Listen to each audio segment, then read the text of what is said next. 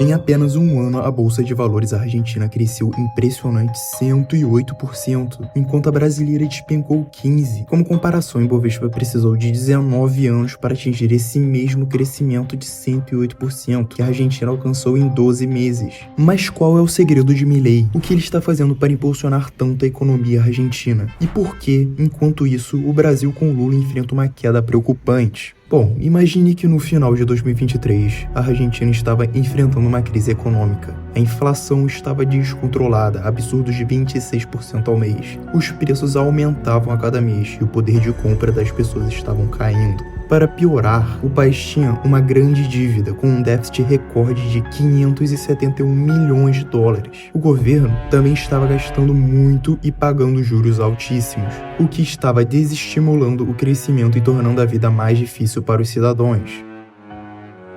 Quando Milei assumiu a presidência, ele sabia que a situação precisava de mudanças drásticas. Com uma visão liberal, ele acreditava que o governo deveria ser menor para permitir que o setor privado crescesse. E por isso, ele fez cortes pesados, acabou com muitos privilégios, cortou o financiamento de muitos projetos públicos improdutivos e obras públicas usadas para roubar dinheiro. Reduziu de 22 para 7 o número de ministérios e mandou embora 33 mil funcionários públicos, planejando mandar ainda muito mais. Além disso, Milei tomou medidas para controlar a inflação. Ele parou de imprimir dinheiro para controlar o déficit. E imprimir dinheiro era algo que o Banco Central fazia há anos, e reduziu as taxas de juros de dívidas de curto prazo, ajudando a diminuir o endividamento do governo. Com essas ações, a economia começou a dar sinais de melhora. A inflação, que estava em níveis altíssimos, caiu de 26% ao mês para 3,5%. E o governo passou a registrar superávites fiscais, ou seja, arrecadava mais do que gastava. E isso era algo que não acontecia há mais de 12 anos na Argentina. Além disso, a taxa de juros, que antes era de 111% ao ano, foi reduzida para 40%. Com isso, o crédito ficou mais barato, o que ajudou a impulsionar o consumo e os investimentos.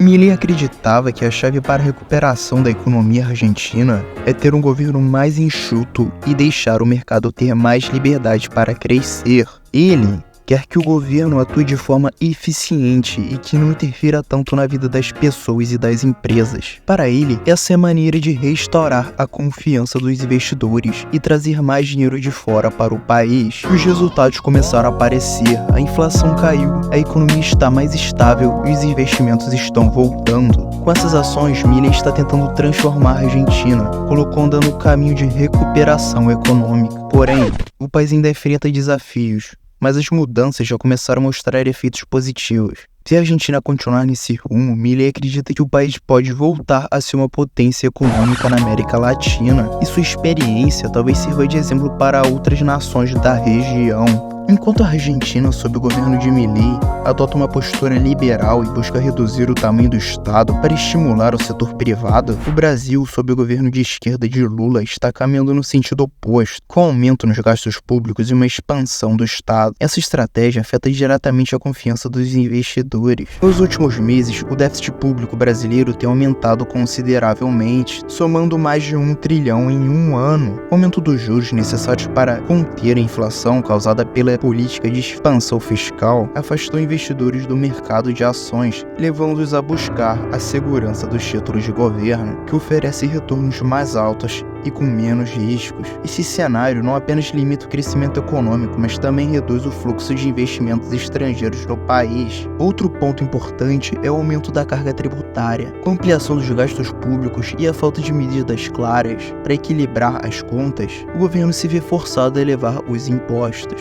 impactando negativamente tanto empresas quanto consumidores. E isso gera um ciclo vicioso. O aumento de impostos eleva o custo de vida, reduz o consumo e diminui a competitividade das empresas no mercado global, o que também diminui a arrecadação do país. As políticas de esquerda também têm aumentado a intervenção estatal em setores da economia, criando insegurança jurídica e afugentando investidores. A economia se torna menos previsível e mais arriscada, com interferências que desestabilizam as empresas. A comparação com Milei evidencia a diferença. Enquanto ele aposta num Estado enxuto, Lula parece insistir em manter um governo pesado, o que mina a confiança no país. Em resumo, o Brasil vive em um cenário em que a inflação, os juros altos e a intervenção estatal excessiva bloqueiam o crescimento econômico. Enquanto o governo insiste em um modelo que privilegia gastos sem sustentabilidade, esse contraste entre a política expansionista de Lula e a política liberal de Milei evidencia como um Estado menor e uma economia de mercado mais livre podem ser o caminho para o crescimento econômico sustentável.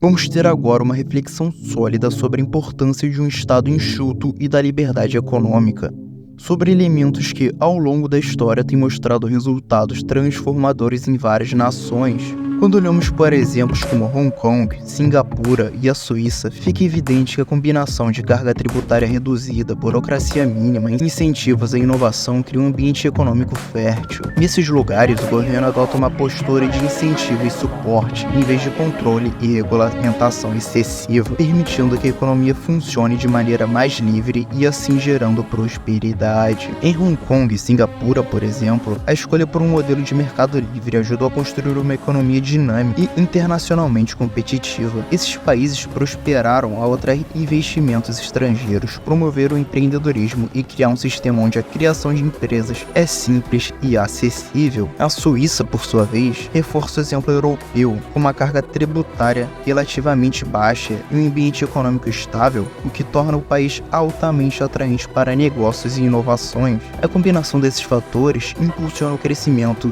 gera emprego e faz a economia florescer.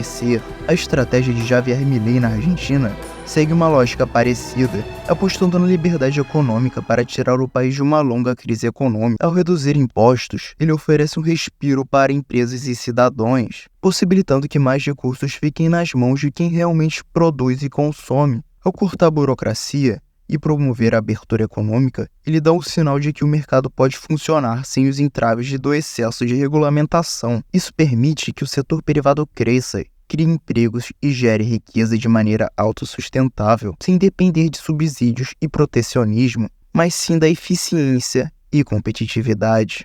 Enquanto isso, o Brasil segue na direção contrária. O governo brasileiro tem optado por uma política expansionista, elevando os gastos públicos e a carga tributária, intervindo em setores estratégicos da economia. Isso gera um ambiente hostil para o empreendedorismo e desestimula investimentos, uma vez que os altos impostos e a regulamentação complexa criam barreiras para quem quer iniciar ou expandir negócios. Como resultado, o crescimento é contido, o desemprego persiste e o cidadão paga mais caro, tanto pela inflação, quanto pela carga tributária que vem embutida nos produtos e quanto pela falta de oportunidades econômicas. Ao final, a diferença entre os caminhos escolhidos por Argentina e Brasil é clara. Enquanto Milei aposta na liberdade e no mercado para promover o desenvolvimento, o Brasil parece preso a um modelo ultrapassado de intervencionismo. A história mostra que, onde há menos interferência governamental e mais autonomia para o setor privado, a prosperidade é mais provável. Essa é uma reflexão importante para o futuro do nosso país. Se quisermos realmente ver o Brasil crescer, precisamos respeitar a relação entre Estado e economia e buscar uma estrutura onde a liberdade econômica, a inovação e a responsabilidade fiscal sejam prioridades.